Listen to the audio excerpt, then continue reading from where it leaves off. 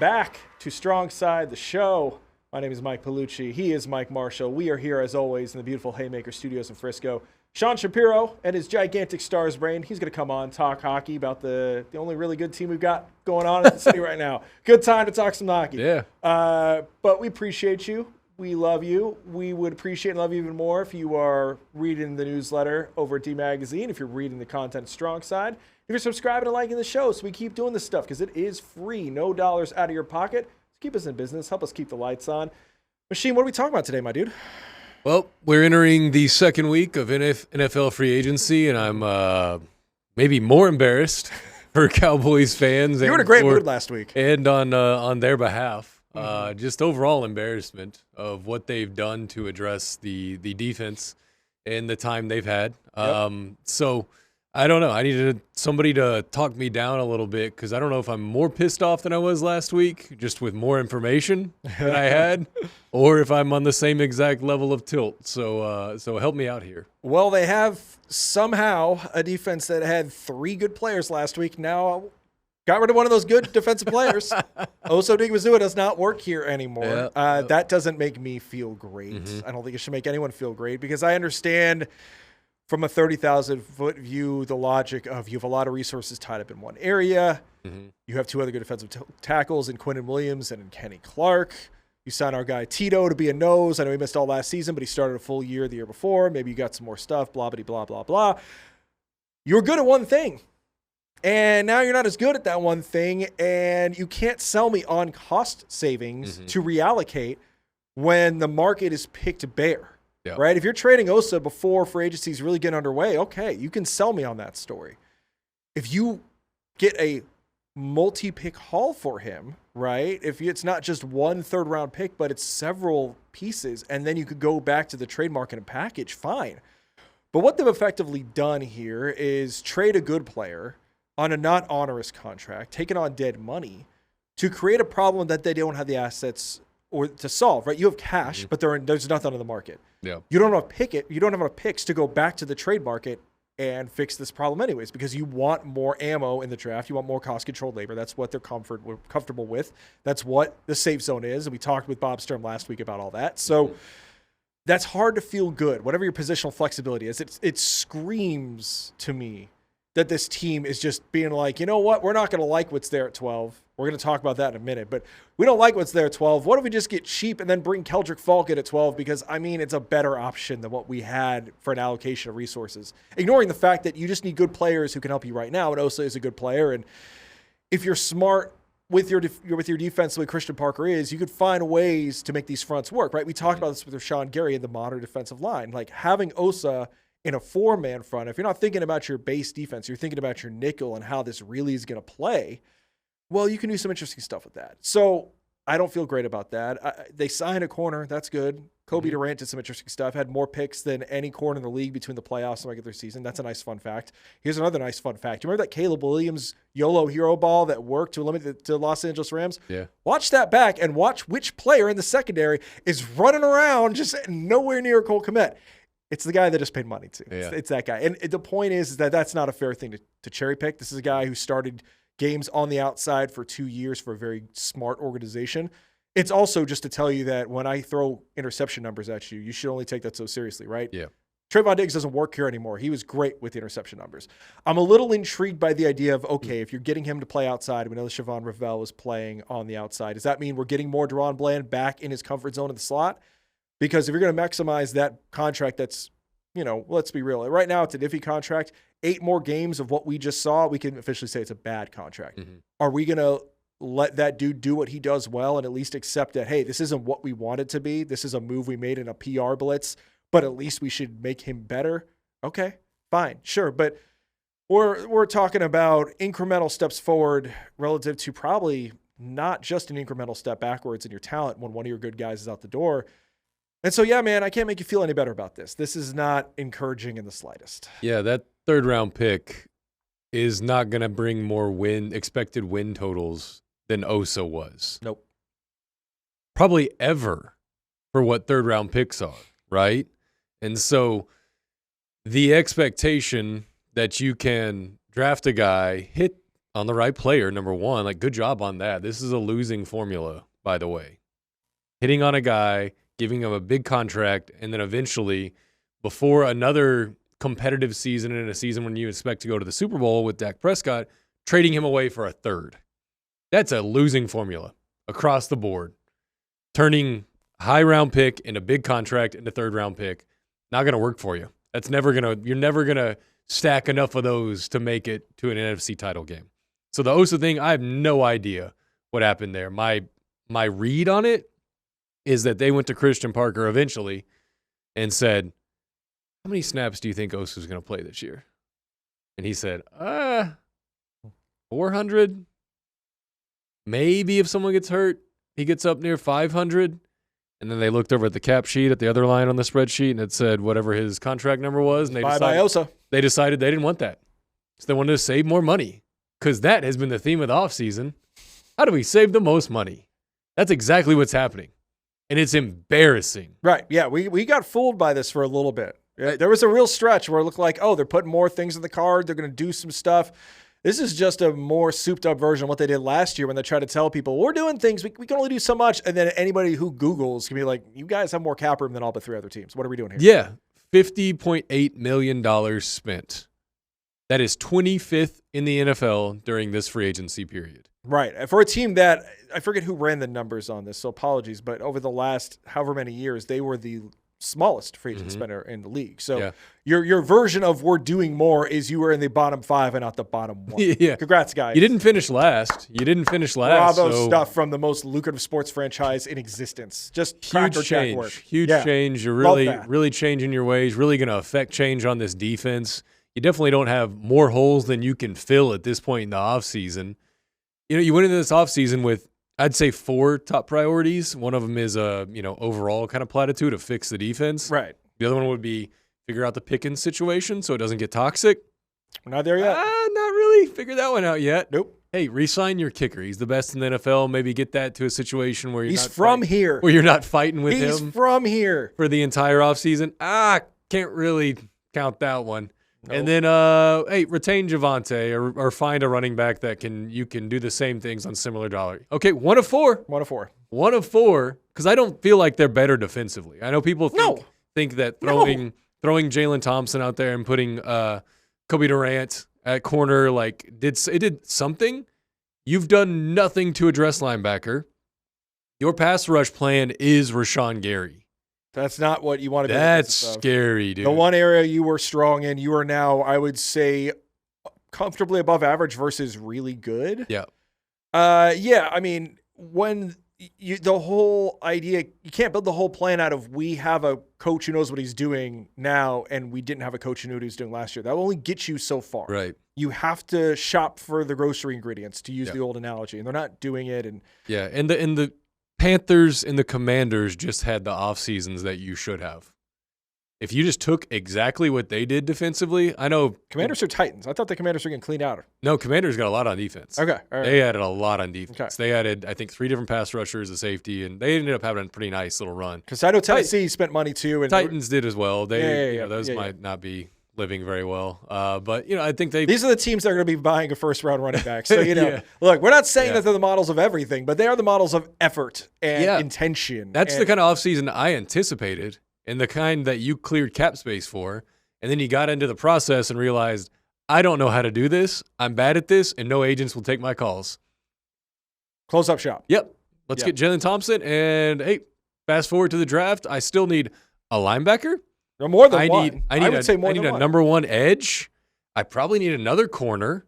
Now in this 3-4 alignment, who is replacing Osa as one of that starting 5 That's a great question. I need one of those as well. 3 techs, I should say, right? Because you have your nose. But, are you going to tell me that your plan now is you're going to start Tito up in the middle and then let Kenny Clark be a 3 tech in his early 30s when he's got less mobility? You're one play away from having a couple weeks where you don't know the guy's name who's playing defensive line for you. Yeah, you know what I mean? It's football. That stuff happens. And it's going to happen. That's what happened with the offensive line last year. You built the best offensive line you could possibly build, and still there are weeks in there where it's randos playing left guard. Yeah. You know what I mean? That's the life of the NFL. And if your defense is already picked over and thin, and now you're getting Osa out of here. Man, I don't know. I'd love to understand the idea of team building that they're going through right now. And the only thing that I can get to as a reasonable conclusion is that they must think Matt Eberflus is the biggest clown on planet Earth. And that he couldn't get anything done. And I am and I don't think that's a bad conclusion per se. I do find it interesting, though, that when he gets bounced and we're all sitting here going, this man is never getting a good job again, he gets an assistant to the head coaching job on defense for San Francisco, which is a much smarter organization than this one. Yep. Yeah. So they think he's got something. They think he has something. And maybe they're wrong. They've fallen on hard times, right? I'm not sitting here saying he should have his job back, and this is only a Cowboys thing. Those schemes were archaic. But it's not just that. And I think we're going to see this year that there are going to be moments where you're like, hey, even a smart guy like Christian Parker can't fix this problem for you. Because that's just not how it works for anybody. You can't scheme your way out of a bad roster. No. In one of the worst position groups in football, which is our linebacker group right now. It's awful. And they're going to sit there and they're going to say at training camp, oh, well, we gave Jalen Thompson a contract and we brought in Cobie Durant. They're going to sell you on health, and they're going to say that DeMarvion Overshown is back, ignoring the fact that they're banking on a dude with 2 ACL repairs in his first 2 NFL seasons. Yeah, they're going to quote the things they did with Rashawn Gary, with Thompson, with Durant, and they're going to say, and we used 12 and 20 on the defense. Do you understand how little a rookie pass rusher will contribute? Dude, if they get 7, 8 sacks and have a decent pressure rate that's like 5 points below league average, you're like, an upper percentile what an outcome. Incredible year from this rookie pass rusher. Yeah, that's corners, they usually get picked on a lot. Yep. That's just how it goes. Safeties can contribute. Linebackers hit the ground running pretty quickly. But if you're thinking the answer is 12 and 20 with what you've done already, I'm still telling you not enough. Not nearly enough. No. You're 2 starters away before you head into the draft right now, and you had the opportunity to fix it, and you chose not to. You chose to save a little bit of money. For what? Why do you need to save money, dude? Here's what really just galls me about the whole thing. That we're about to hit, we're in 3 decades since a conference title game, let alone a Super Bowl. It's the same year. We're not even at the point where you can criticize them falling short, right? We're going to talk to Sean about the Stars. People are complaining about the Stars not getting to the cup. Fair or unfair, you can have that conversation at this point. We aren't even talking about results-based criticism with this team anymore. We are talking about, we were excited. I'll speak for myself. I was so jaded about what they were doing. And I was marginally more optimistic, like, oh, I'm back in, just because they were trying. Because the specter of effort, of consistent effort, not even smart effort, not even planned effort, just the idea of making a baseline effort when you are the most lucrative sports franchise in the entire world.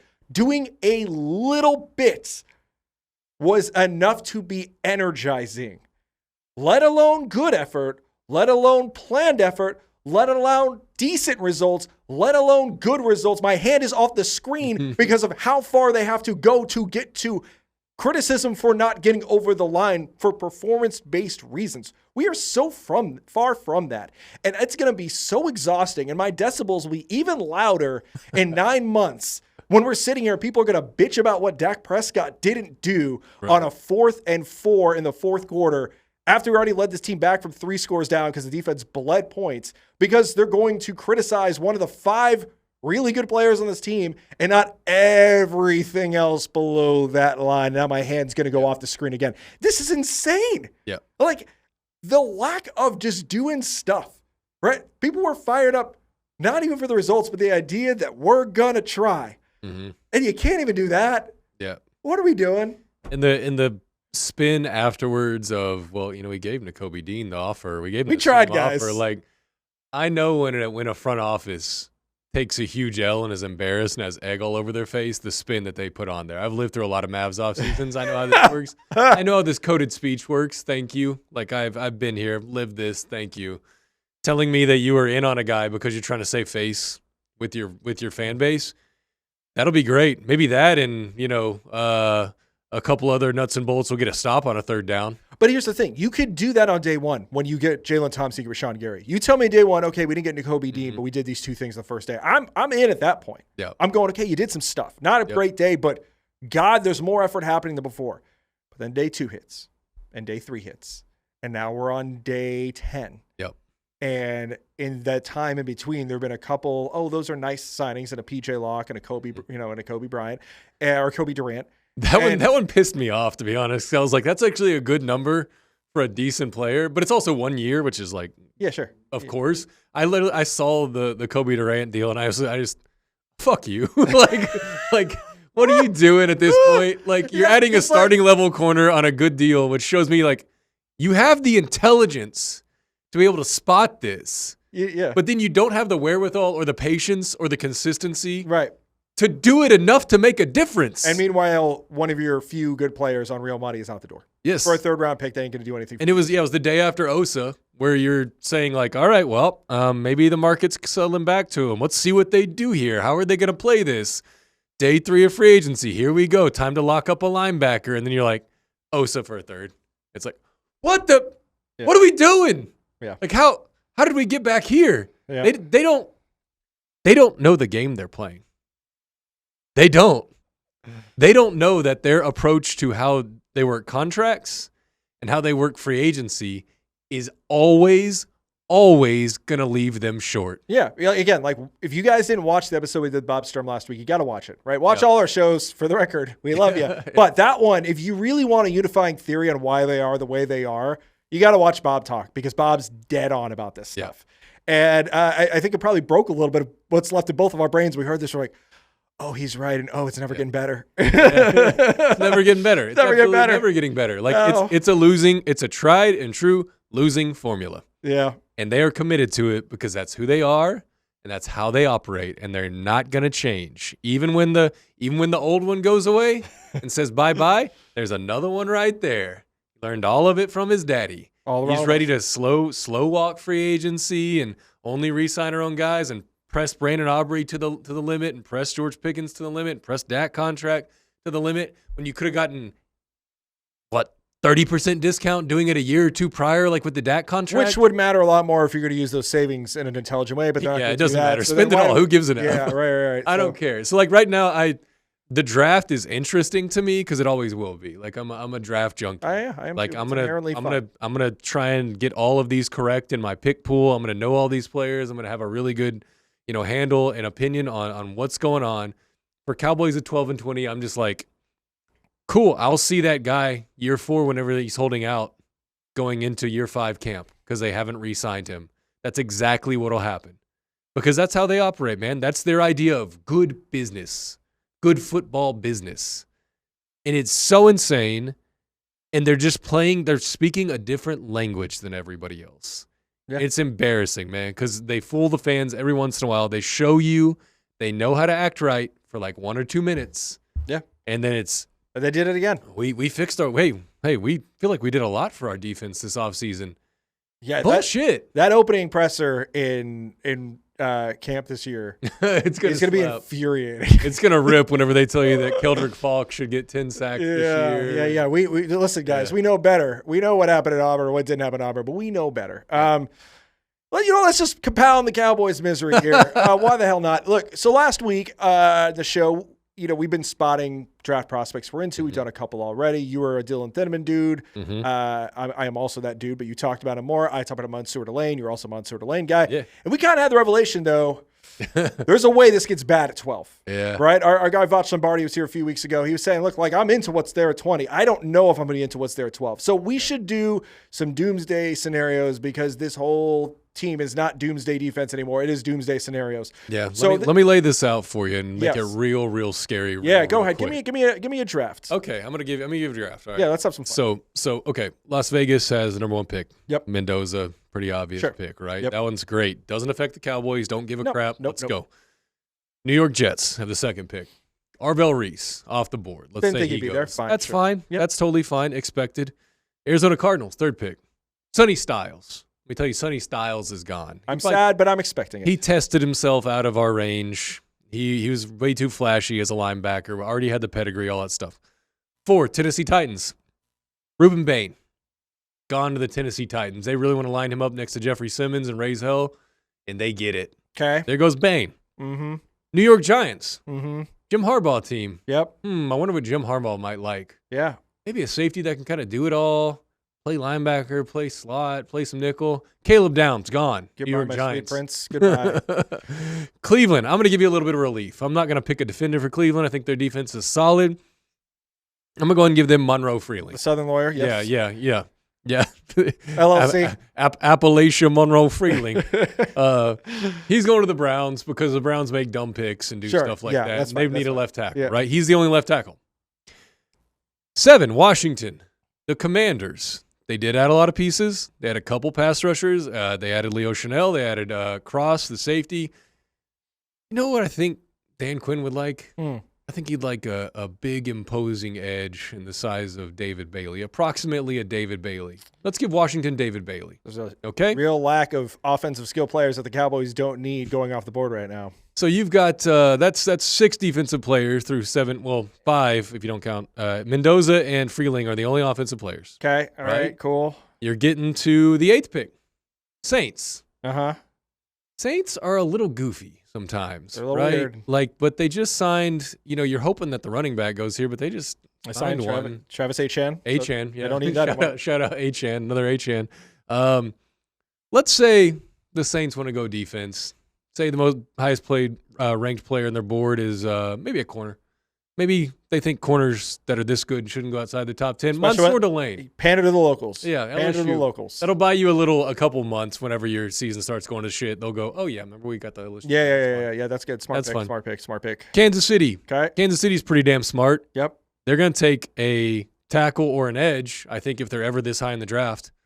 Let's give them, I'm just calling him Francis. I'm not trying that last name. The Maui Goa. Maui Goa. Maui Goa yep. from Miami. Yep. Right tackle. All right. That kind of was a break glass in case of emergency Cowboys fit there. I wouldn't mind taking a right tackle. Like, of the things that could happen, like, it wasn't my least favorite thing. 10, Cincinnati Bengals. Man, they need defense. They're a lot like us. Yeah. They could use a lot of defense, huh? Good. What if you drop Dylan Thineman into that secondary? Your boy. Somebody jumps him way up. Okay. Yeah. All right. Yeah. Drop him in there. Throw him in free. Can cover literally everything. I think they signed another safety, but it wasn't the same kind of safety. So let's drop Thineman in there. All right, 11. Miami Dolphins, who are just literally trying to rebuild at this moment. Just traded Jalen Waddle. Anything works. I would assume that the other A-chain would be out of there at some point soon. Spencer Fano. Let's give him a right tackle of the future. Spencer Fano will be good 5 years from now, no doubt, whenever they're actually competing. All of your defensive players are gone. Mm-hmm. By a lot. Yeah. So then that is a pretty realistic, and the teams I named doesn't really matter because you know what happens on draft night? Teams realize, oh, this guy is substantially better than this guy. I have 9 first-round grades. I kind of want to get into that window, and teams will start trading up, jumping you, and taking the better defensive players. We should probably be one of those. I would start looking to get to. Can I get up to Cleveland's pick? Right. Can I maybe get up to Cleveland's pick? Yep. This scenario, we're not doing it, right? All the blue chip defensive players are gone. The left tackle is gone, and the 2 right tackles are gone. According to most boards, the best available player right now at pick 12 is by a mile Jeremiah Love. All 3 wide receivers are there. Mm-hmm. Whoever, pick your flavor of ice cream there. I think a lot of people have Carnell Tate higher, but Mekhi Lemon is also very nice. And then Jordan Tyson, I've heard a lot of people are starting to get a couple doubts about Jordan Tyson, but I don't know if that's warranted or not. The other name I'll throw in there is Kenyon Sadiq. Now you might say, oh, Mike, there's no way Jeremiah Love gets down there. And I'm going to tell you that since Saquon Barkley in 2018, there's not been a running back go top 5.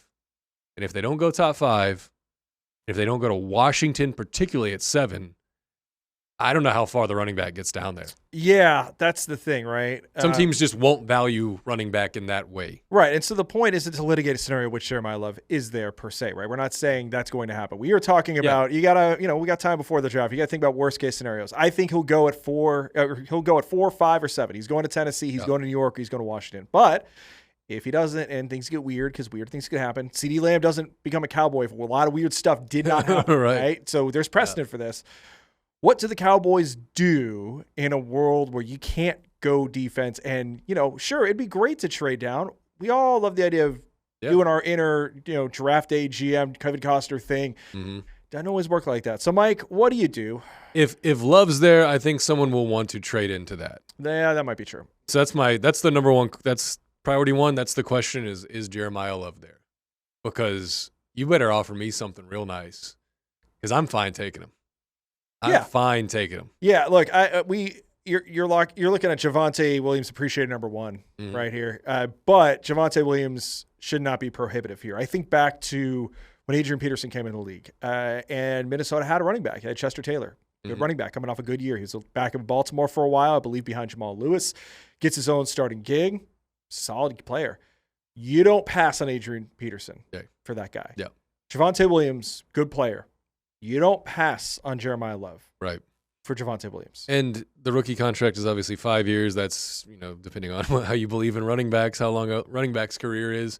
Might not be longer than that. But Javonte's contract is aligned for 2 years, right? And effectively, yes. I don't know if there's dead money after next year where you could release him or not. It's not a big enough number to really matter. No. But Javonte Williams is not going to prohibit me from taking Jeremiah Love. No, I mean, look, that's just never going to happen. Especially in a world where David Montgomery got a pretty decent return, about to be 29 years old, coming off a bad year from Detroit. You could flip Javonte Williams for a pick. Now, say it's not Spencer Fano for the Dolphins or somewhere else in here, Love goes before, right?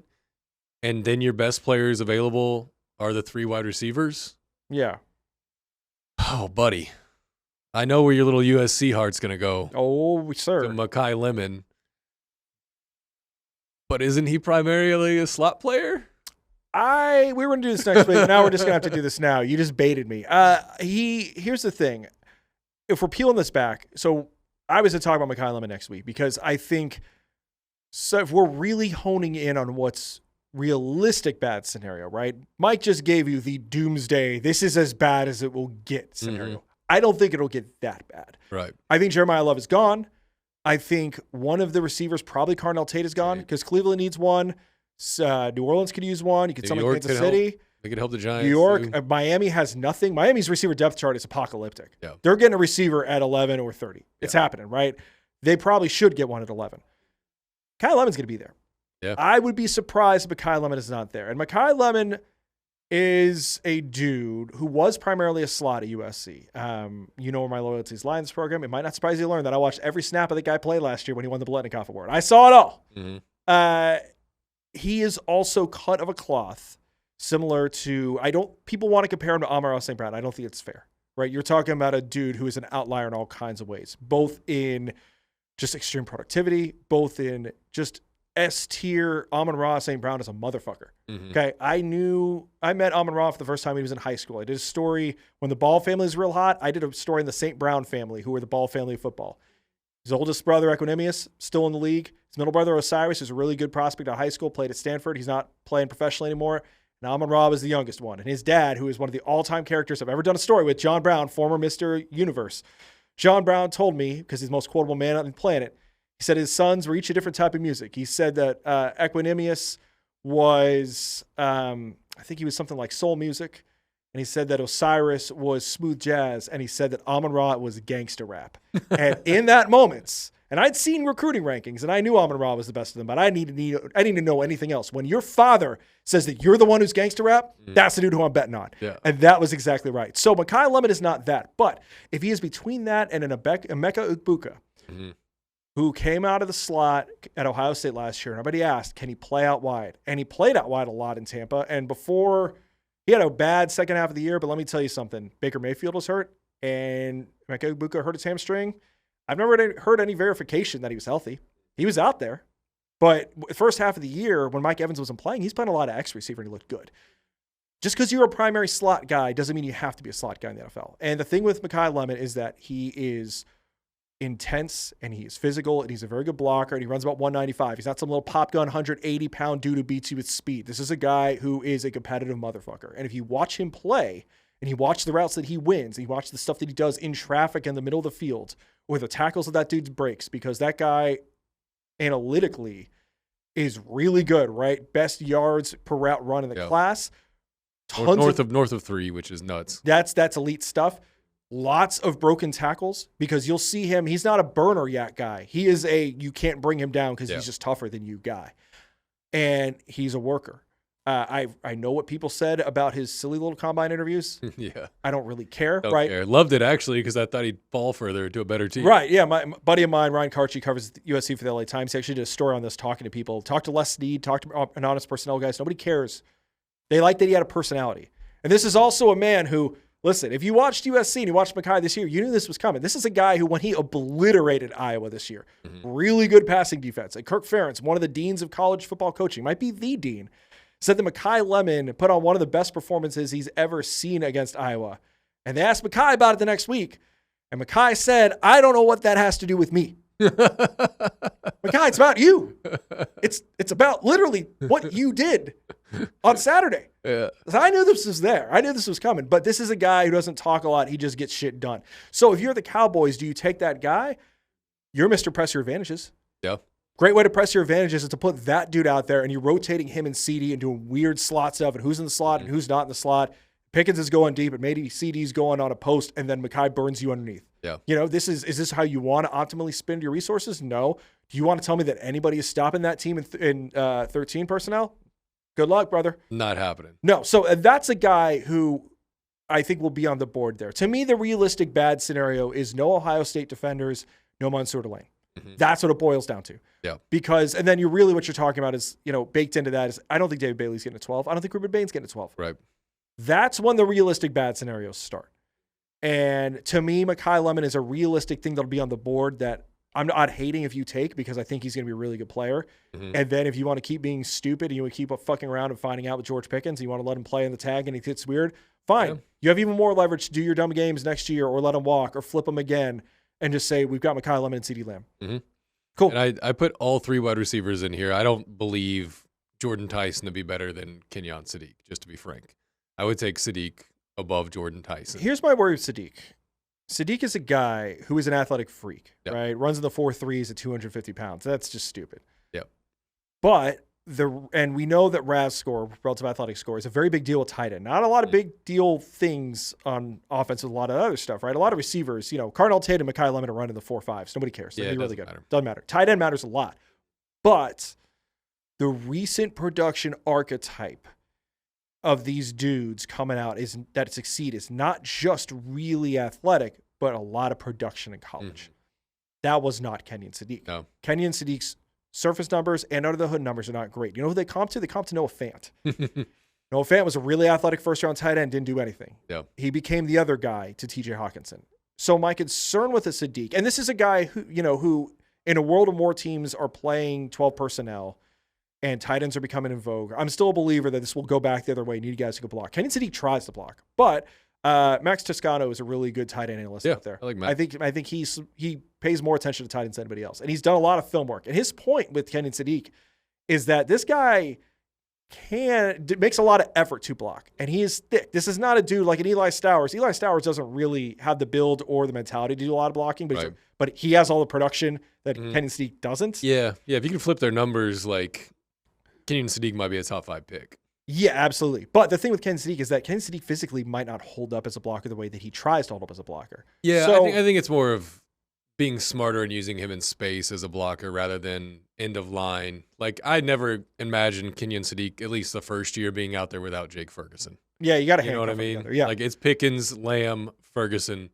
Sadiq is what I would roll out there for 60 of my 70 offensive snaps and say, figure this shit out, boys. Right. Because and this is, I'll just lay the cards on the table. This is me wanting a complimentary tight end to Jake Ferguson that we don't have. Right. And we talked about this a lot. My counter would just be this tight end draft is very deep.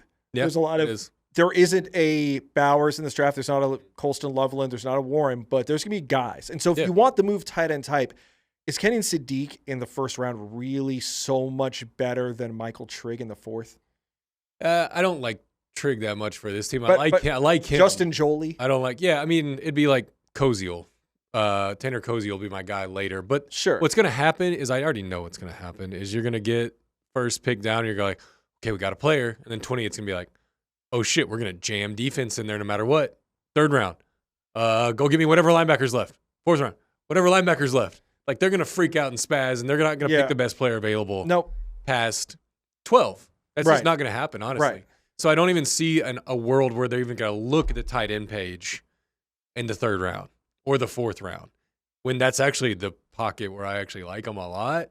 Yeah. They're going to spaz out and go like, oh, give me, a Wheatley, the safety from Penn State or something in the third, or Anthony Hill in the third, or they're just going to go defense, not even open that side of the folder or even look at like their overall rankings, I think, after pick 12. They're just going to go defense, defense, defense, defense, defense. And that's fine until like year 2 or 3, half those dudes wash out and half the offensive players that were there because you haven't given yourself a true board that you can draft from because your defense is so fucked still. That's how you build a bad team. That's exactly how you build a bad team. That withers really quickly. And, I didn't want to have a huge tight end discussion, but I was like, I think Sadiq would do more here than Jordan Tyson if I'm having to rank these skill position players. And I'd be fine with, if you go down the road and want to take Stowers, trade back and take Stowers, like that's fine. I would just, Mekhi Lemon is badass. I would really like Mekhi Lemon's going to produce is what this comes down that. to. If you want to sell me on the 10th percentile scenario with Kenyon Sadiq that the ceiling could be higher as a crazy weapon, I buy that. Yeah. But I can't miss at 12. And if I'm being forced in a suboptimal situation to begin with, give me the guy who I know is going to get stuff done. Mekhi Lemon will get stuff done, guys. I've seen it happen. All right. The dude's going to be good. The floor is he's just good. This team needs more good players. But there's a world where he is catching 85, 90 balls because that guy just knows how to run routes and he gets open and he's a motherfucker. And honestly, the role that Tate would slide into is pretty similar to what he had at Ohio State. So they seem to have won a lot of games. Sure, you can do that too. Like second or third fiddle. Right. I do think he'll be gone. I think he'll go. I think Mekhi will be there. The hope is just there's a defensive dude who you're like, okay, I could talk myself into this. Or you get proactive and you say 12 and 20 for 6 and a second round pick or something. Maybe you kick in a mid rounder. I don't know. And I'm personally extremely comfortable with that. I would love to do that. That would be my preference. Give me an elite defender. I think the value between 20 and the early 30s isn't going to be that crazy. Fine. Sure. But you see how quickly we did that exercise to show you how quickly it can get extremely ugly. Yeah. If you're looking for right now, give me answers defensively. Because if a player is that good and can do that, he's gone early. He's a top 10 player. Which is why you shouldn't be banking on the draft to fix this all for you. Yeah. You can't go. You have now. They have now. But this is a reminder of the error of your ways. Yeah. If your strategy is hope, you have no strategy. Yeah. We're here now. So let's talk about something else besides this dumb football team. Allegedly, March Madness is getting up and running, Mike. And I've become an instant expert over the last hour of filling out 3 brackets. You on Ken Palm? You just mainlining Ken Palm stats? Yeah, I'm just cross-referencing Ken Palm and Athletic and Silver Bulletin and all the guys out there. But we have one local team. They're actually TCU's in there as well. We'll see what happens with them. I think they're a 9 seed. SMU is in one of the first 4 games against you sent this to me and I was like, that can't be right. But it is. Why would Miami, Ohio be one of the undefeated in the regular games? Season, one bad conference tournament loss, and suddenly they are in the play-in. Yeah, how does that work, dude? What a screw job. Like that sucks for them. No, it absolutely sucks. But here's how we win. How many times do we get a play-in game that you're like anticipating? Usually it's there's basketball on a Wednesday. This matters vaguely because this team will go in and lose in the first round. I'll watch this. Sure. I'm excited about this game. This is like, we got a local team with some flavor. I covered Andy Enfield when he covered USC, right? So I've always liked Andy's work against a really fun team that a lot of this year you're going, is this the big mid-major Cinderella coming out? And now we're getting that before the World Tournament starts. That's cool. Like I'm into this whole thing. We will know tonight when they play. We're recording this Wednesday. The game's Thursday. We'll know what's going on soon enough. But if nothing else, both these teams have a right to feel a little bit screwed. Miami, Ohio more than SMU because SMU let its foot off the gas a little towards the end of the year. But whoever gets bounced, the team that beat them, you could tell me easily could go to the Sweet 16. And that's a very rare find in a day and age where people are watering down these tournaments, right? We're already talking about more NCAA tournament expansion. The World Cup got expanded to 48 teams. People want to expand the college football playoff. The people who are wearing suits and count network ratings are winning, and people like us who care about the pureness of this stuff are losing.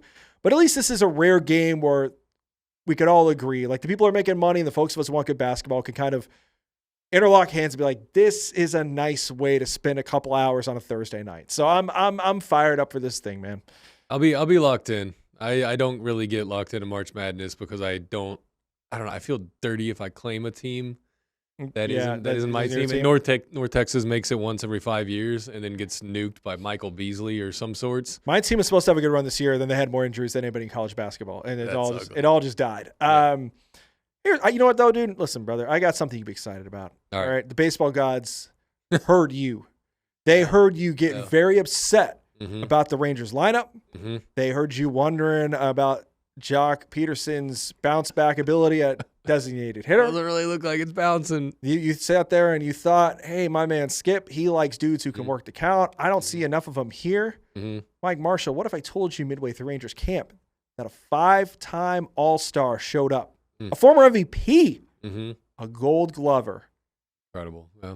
Andrew McCutcheon's on the scene, baby. Don't worry about the fact that he's 39 and turns 40 in October. I don't want you to focus on that. Resume is in the building, Michael. How you feeling, man? Are you like even a little excited? He's one fiscal quarter away from being the same age as me. Which is just a fun fact. I didn't know we were that close in age, Andrew. He is a contemporary of ours. Listen, I'm not falling for the Sammy Sosa or Manny Ramirez last 2 years of their career crap. I'm not 12 years old again. Manny did that routine here. He did. Yeah. Sammy did as well. Yeah. Like, I'm not falling for it. I'm not 12 years old again. You can't get me excited to come out. In fairness, I think Andrew McCutcheon's in shape. So he's already a leg up on those guys. But I'm not planning on McCutcheon being anything at the end of the year, right? But I guess it's a smart move if you start looking at what Jock Peterson is offering as your DH and going, oh, no. Like, we are all like, oh, that's going to be fine. It's going to bounce back. And then, man, I think it was 145 that he's been hitting during spring, which, I'm not going to freak out too much about spring numbers, but you coming off the year that he just had, a couple weeks into the season, and he's still just not thumping the ball at all and hitting under 200. And then okay, you should have made other plans for this. And they did, which is nice because Andrew McCutcheon is a legit badass baseball player.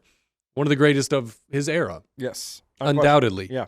Lost some of his speed pretty quickly. A lot of it. Lost a lot of that Gold Glove acumen. I know he's been saying the right things about how people think I'm just a DH. I want to show that I'm not. I don't know who you're taking out of the outfield in that scenario. I don't really want to do that. But, I mean, he used to, whenever he was coming up, like 30. Dude, it was like McCutcheon could be anything. Like he was the guy who you felt bad for because Mike Trout was around. Yeah. And it's just like, hey, we'd all be paying more attention to this and Mike Trout weren't here. Right. And he's in Pittsburgh, which was like, I'm sorry. And Pittsburgh did him dirty, right? Yeah. He just wanted to retire in Pittsburgh. You know how hard it is to want to retire for the Pittsburgh Pirates? And this man wanted to do that, and this is what you did to him. He is also, it should be noted, I'll give you the selling points. It starts with the fact that he's one of the good dudes of his era. Yeah. Everybody loves Andrew McCutcheon. If you keep him around, he is good for the clubhouse. And the vibes got weird in the clubhouse last year. So another one of those can't hurt.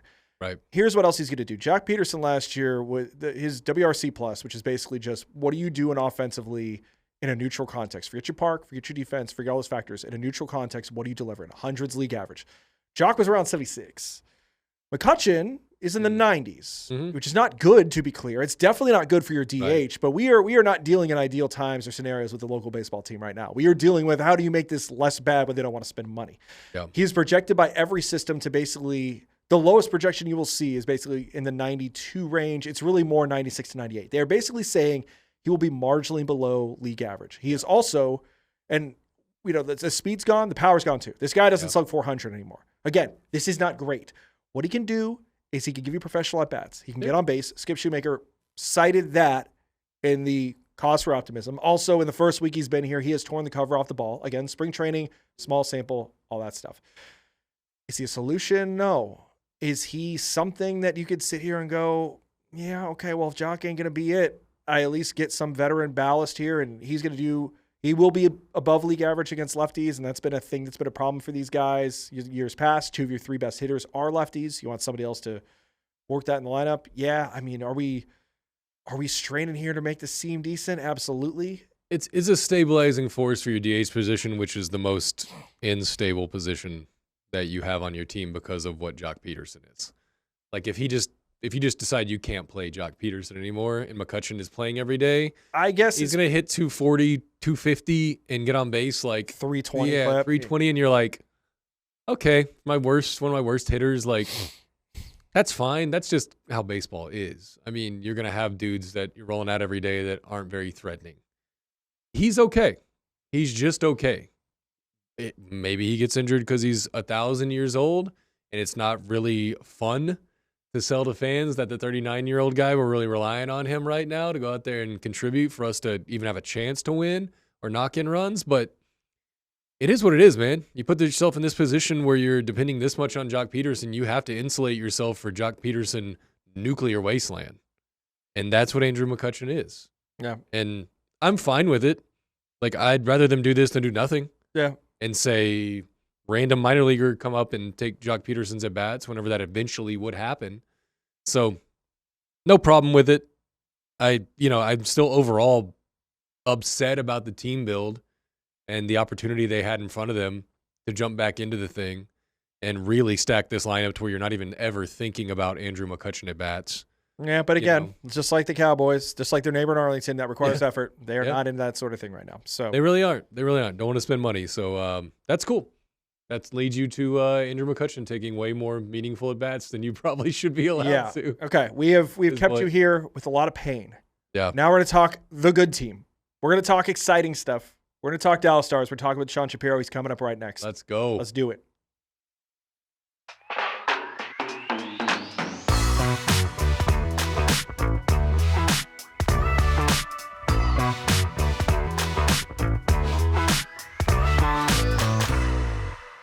Joining us now from StrongSide, from Shap Shots, from Elite Prospects, from a bunch of other places, because he's the hardest working man in hockey media. One of my good buddies, one of the dudes you have to know about Dallas Stars coverage all the time. It's the great Sean Shapiro. What's up, my man? Hey guys, I'm happy to be here. I'm as you said, it's busy life around here. We got through, watched back some of the Stars game from last night this morning, and then I was all of last week. I was at the evaluation camp through my work with Elite Prospects for the under-7 for the national team development program that's here in Plymouth, Michigan, and so I was there all last week and chatting some people on the phone this week about that. So kind of all over the place, but most importantly, happy to be here. So we're good. Did Casey end up stopping any of the shots whenever you watched it the second time, or was it as ugly? It was, yeah, that was, it was funny because like I didn't watch it live in the first place. I was at I was over at the Detroit Calgary game last night, and so then I got home, watched a little bit of it. But before I got home and turned on before I turned it on, I texted our pal Robert Tiffin, and I asked Robert, are the numbers as bad? Are the numbers as bad as the highlights going to look? And he said, "I'll let you be the judge, but it probably is." It was no, it did not get better. Did not get better on the second watch or the rewatch, and it was I guess point streaks have to come to end at some point. So yep. So we're on the heels, the climax of the 14-0-1, the however many days, 50 plus days. Streak that we had going on. A pretty weird season that we're experiencing right now for the Stars. They're the best. They suck. They're the best again. Injuries everywhere. Not being able to quite pinpoint what the DNA of this team is for about the first half of the season. Have you ever experienced a season quite like this one that we're living in right now? Yeah, it's a really interesting team because I think it was last season. It was the early last season, and we wrote the piece actually over at D Magazine all about how how do you make this regular season interesting, right? And that was before last season. It was the whole everything on this team is going to be judged and built on the postseason like it was last year. And obviously, that is still the end all be all for every team is what's going to happen. Can you win 16 games in the spring and to do what the Stars haven't done since 1999? But this season, they've done their damn best at finding a way to make this about as interesting as possible between the highs, the lows, and even in those lows, by comparison's sake, obviously aren't nearly as bad. If you look across the league, there's some teams that would kill to have some of the problems, quote unquote, problems the Stars have. But I think it's been such an weird team to look at for so many reasons because we don't talk enough about. I think the whole public conversation and perception about is I don't think enough is made about the fact that Pete DeBoer is gone. And I just like that's the whole thing. Like I like obviously we made a big there's the coaching change and Jim Nell made his decision and that's been well covered.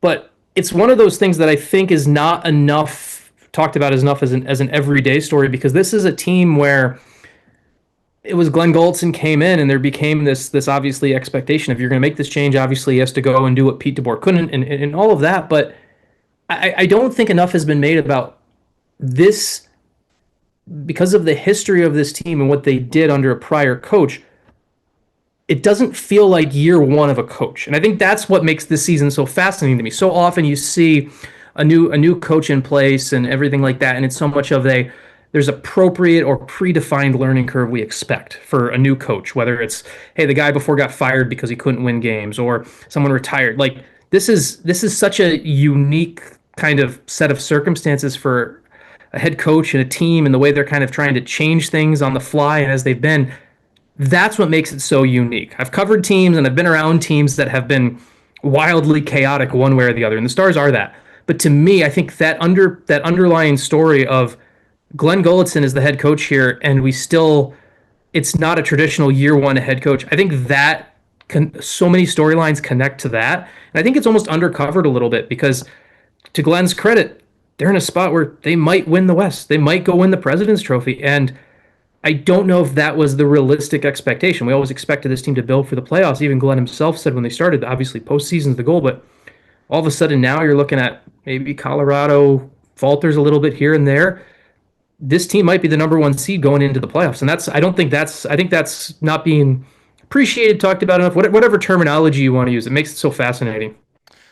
So like you said, this is a weird situation. There's not a lot to compare it to. Mike's talking correctly about how they're up, they're down, they're up again. We don't know who's in the lineup on a given month-to-month basis or what line is carrying the team, but it's working because they can win the West. So why is it working so well? Because I think it's bigger than just talent at this point. There's something different about this group. How is this thing that on paper doesn't look that cohesive? It's become this very cohesive winner.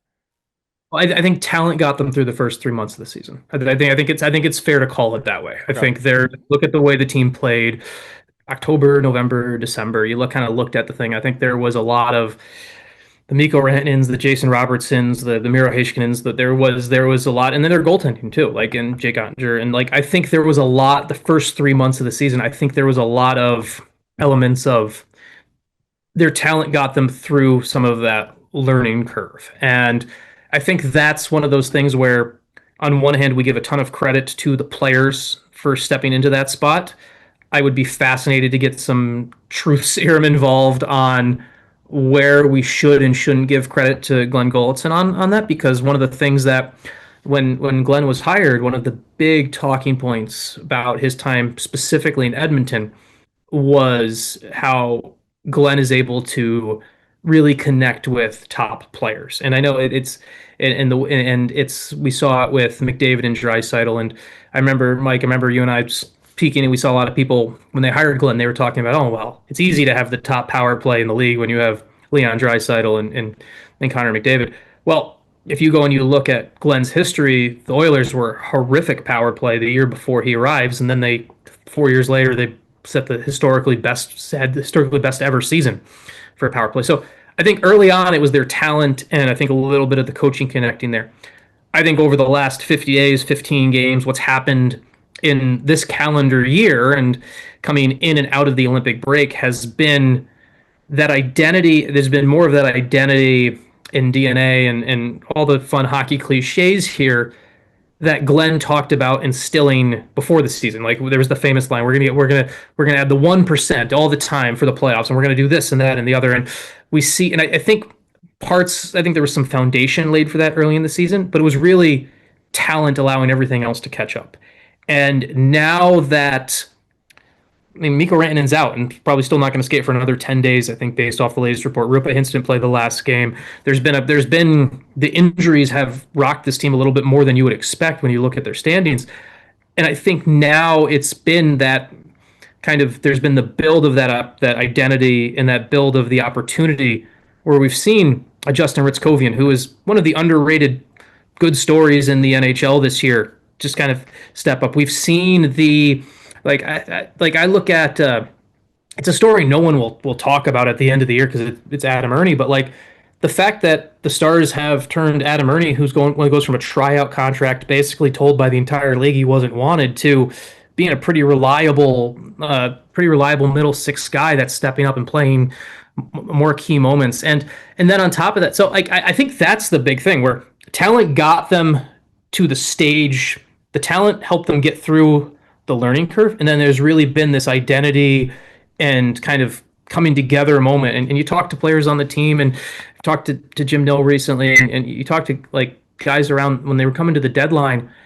They intentionally added that way as well, right? Like that was one of the bigger things. There was the hockey part of it, but there was also the Michael Bunting comes in and he brings a bit of that, exactly what they were, to add to that team element. And it makes for a fascinating conversation about that team, because it also goes into, I think this team is built really well. And one of my theories on hockey, one of my biggest personal theories on hockey, and I'm open to debates and pushes against it after, but the whole, like, I think hockey is a weak link sport in the regular season and more so a strong link sport in the postseason. That's kind of my personal view on the sport. I think you get to the stage of the playoffs, you get your team into place by getting through the grind of 82 games by how strong are your weakest links. And then you win in the end by your strong links having to carry you through the end. That's what happened with the Florida Panthers, right? We look at the Panthers, they won back-to-back cups. There was that team, that depth was great, but when you got to the Stanley Cup final, Alexander Barkov, Gustav Forsling, those are the guys driving the bus. And I think the Stars, when I look at this, and you can't crown anyone in March, and I would never even do that, but I think there's a lot of I think the Stars have, at least, whether they want to admit it or not, I think they look at it a little bit similarly to me on that, where they know to get to the stage to win this whole thing, the weak links have to help get you there. But it's going to, at the end of the day, it's going to be what happens with Jason Robertson, Mikko Rantanen, and Miro Heiskanen and Roope Hintz in the spring, and Wyatt Johnston obviously as well, to kind of go after this ultimate goal.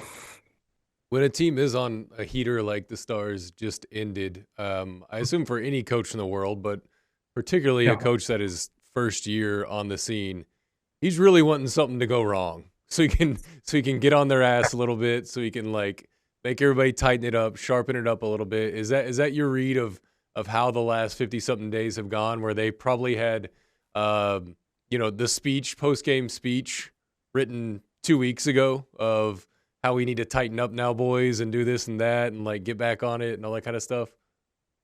Yeah, it's I am fascinated about the way, I'm fascinated by the post converse, especially after the way it went last night against Utah, right? Like they get cranked 6-2, and there's definitely you can go and circle the goaltending as part of that, what happened last night, and that's just obviously a bit of that's an outlier, honestly, for what's been most of the season with that position. So I do think, like, I always want, we haven't had the moment, like I remember, so there's a pretty funny viral clip from when Glenn was the coach when he was the coach in Calgary, of him just getting on the team, and he chucks his stick about 6 rows into the stands, right? Like there is, like, he is this very calm and composed, but there's a little bit of that fire underneath for him.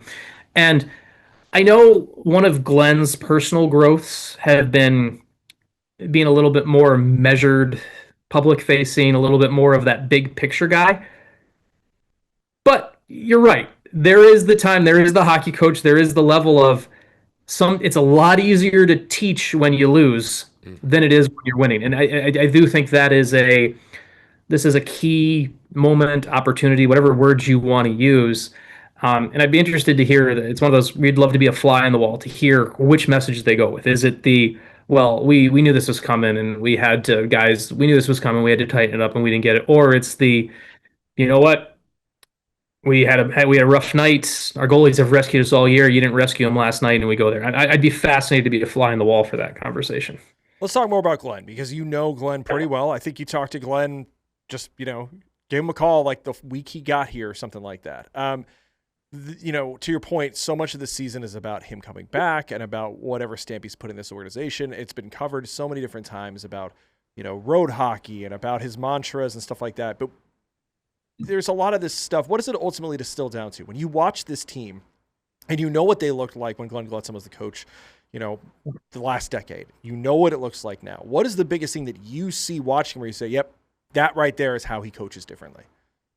Yeah, and I think there's two key things on Glenn. One, I thought there was a lot of unfair, I'll use the word drive-by takes from his early coaching career when the name surfaced that he was that he was being heavily considered and everything. And I think part of that was people unwilling to separate separate the team he was coaching for before, because if you had taken Glenn's resume and say he had what happened with Dallas, say it had happened with the Nashville Predators or the Columbus Blue Jackets or whatever, I think some of the local blowback drive-by takes on it they wouldn't have existed, because it would have been, oh, hey, this guy was a young coach then. He was a young coach then. He learned, he was then, it didn't work then. He wasn't ready to be a head coach then. He spent almost a decade as an assistant and kind of really applied his craft and really improved. And I think just because of where he was, because he was in Dallas before, I think a lot of people couldn't separate that. And so I think that was a bit of unfair to him. And so to that very point, I think it's one of those points of I always hated the line when people said it was a safe hire, because it was the complete opposite of it. I mean, Think about any job in the world. Jim Nill goes and hires a guy who literally one of his first actions when he was named the GM was to fire him. That's an incredibly bold move to make that people, I think, don't value enough in what Jim did on that. And so there's two things for me that I see when I see Glenn. One is he's no longer a micromanager. He was very much a micromanager in his prior time in Dallas. He thought he had to be hands-on for every single element of the game. And he's even admitted that. It's something where, now part of that is your history as you're coming up. Glenn had never been on an NHL staff before when he was in Dallas. He had coached in Vegas at the ECHL team. He had coached the Texas Stars in the AHL. If you in the AHL and the ECHL, while the staffs have gotten a little bit bigger now, it's basically a two-man band. It's basically a head coach and assistant coach, and maybe in today's day and age now in the AHL, there's a goalie coach. But so you have to be a micromanager. And he got overly involved in everything. And I think his growth and involvement have been, he lets Neil Graham run the power play. He lets Alain Nasruddin run his element of things. And I think Neil has approached this, I've compared it a little bit more to going from a manager to a CEO type of style of coaching, where the big picture and he's pushing the message, but it's not necessarily, and obviously he's in, to be clear, it's not like he's not in those conversations, but he's not the one who is saying, well, you know what, we should probably put Jason Robertson on this flank and move Roope Hintz over to this flank. It's more so of he's letting the people run their job and letting him focus on the big picture. And I think that allows him then, I think it's really allowed him to push those other kind of tenets of the culture and the identity of it. It's allowed him to have, when you're, let's use Justin Ritz-Kovian, for example. when you're talking about when Justin Ritzkovian, if you're hearing all the time from the head coach about, well, you need to be here on the forecheck, or you need to be here on the defensive zone coverage, all of a sudden it just becomes lots of little messages from the coach that they all mean the same thing. But when the coach isn't the one telling you, when it's the assistant coach who's going over that, or it's Neil Graham going over that stuff, and your head coach is just the one coming to you with the big message of, you know what, keep being that little. I mean, we don't. Are we allowed to use the word shit disturber on here? Like, absolutely, get in there. Like, keep being just keep being that, and then when that's the message coming from your head coach as the main goal and the main kind of the main piece, as opposed to having to hear all these other little things from your head coach, I think it really opened things up, and it's allowed. I think that goes into Glenn's personality as it's evolved, and it's also gone into he understands that he needs to let Mikko Rantanen be Mikko Rantanen. He needs to let Jason Robertson be Jason Robertson. If you look at the way the Stars play, the team does have a culture and identity. They do play as a group. But Jason Robertson, like, I'll use Mikko Rantanen really doesn't play much defense, right? That's just the reality of what it is. We don't hear in some other markets, we don't hear, well, he's got to check for his chances. We don't hear, like, I hear that all the time in other markets, like where he's like, well, in some and they let Mikko Rantanen cheat to be Mikko Rantanen, and that's completely fine. And you let Thomas Harley. I mean, it's one of the reasons Thomas Harley is what has just turned into what he's been. Scores the overtime goal the other night in the Detroit game. Thomas Harley's been allowed to be Thomas Harley, even if there's obviously some growth things that need to happen as well. But I think it's been that. And just from a pure hockey perspective, and especially this has really happened since the calendar has turned over, the intensity has mattered. And I think the team has responded to the way intensity can mean, whether it's puck possession or on the forecheck, or whatever in little element of the game. It's not just a buzzword for Glenn. I think he does a really good job connecting how it can connect to for each player. Arttu Huru is only played 8 games with the team. Basically, is on this team because of probably he'll be down once guys are healthy and everything like that. But the reason he's up from the Texas Stars and someone isn't is because he's been a dominant faceoff man. He's winning 67% of his draws in the AHL or something like that, and winning 60 with Dallas. And he came up, and I know there was a conversation and message to him of, I want you to come up and be Arttu Huru. You got to do this as well. But Arttu Huru was allowed to be him. And I really think that speaks volumes for why this team has been able to take these steps. And it's maybe also one of the reasons the messaging took a little bit too.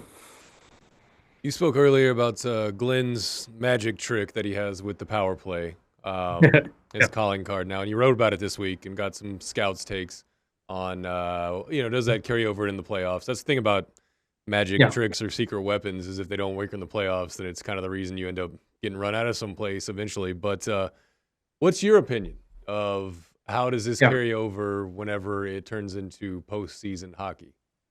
Yeah, and I think this, I'm fascinated to see, because there is no, I'm still pretty sure they're going to play Minnesota in round 1, right? Like, it's the whole, but there's the chance they could catch Colorado. We'll see if that happens. But especially if they get that Minnesota matchup in round 1, those two teams have known they're going to play each other since late December, early January, right? And so there's going to be, there's no secrets. And I think that's one of the things it's not the playoff hockey, to me, one of the things we miss about it is the intensity it's an intensity that makes it great. But the thing that amplifies it is that lack of secrets.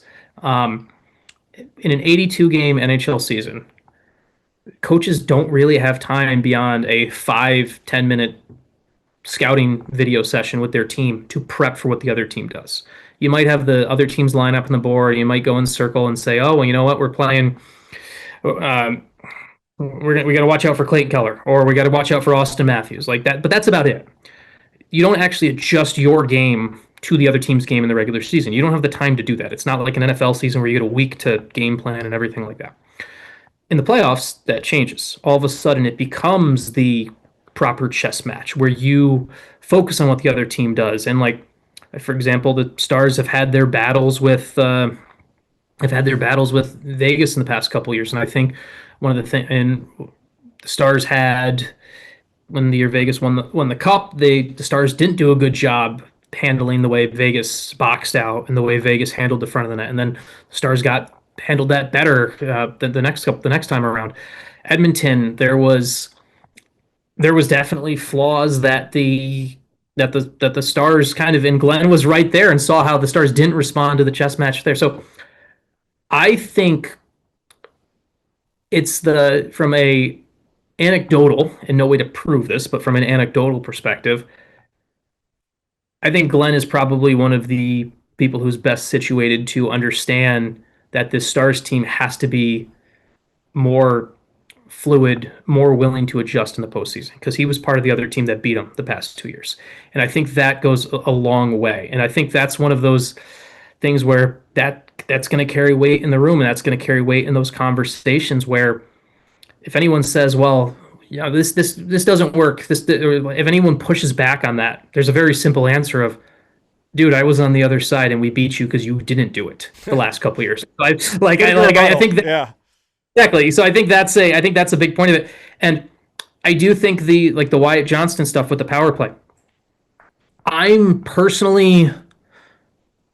don't think the team will fault. Like, I think the team will be fine. It's to me, it's the person. It's more of the Wyatt Johnston, who are you as a player moment, because Wyatt's postseason hasn't been, last season wasn't really what we kind of thought it should be, right? And it was a couple years ago, but it wasn't last year. And it's kind of one of those moments. And same thing with, it's for those player moments, your reputation and who you are gets defined by that. And it's not to call Wyatt out or anything like that, but I do think the reality is, are you a good regular season scorer?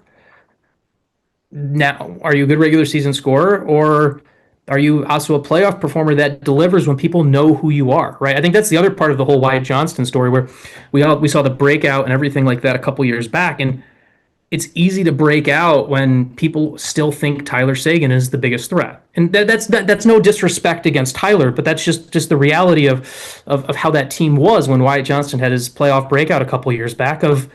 He wasn't the guy people were worried about, and he jumped right into that space. He's no longer unknown. And so it's a big, and I personally think I think there's so much of his game that will work for the post. I think all the tools are there, and I really think it's a mentality thing slightly too of, and maybe you take this lesson, and I'm just spitballing here, but he's doing great right now. Everything's been cooking along really well without Mikko Rantanen. How do you, as a coach, and this is probably the tool you use with the player, game 2, 3 of a series, he's struggling or things aren't going well. You say, you know what? We were missing Mikko Rantanen before, and you figured it out.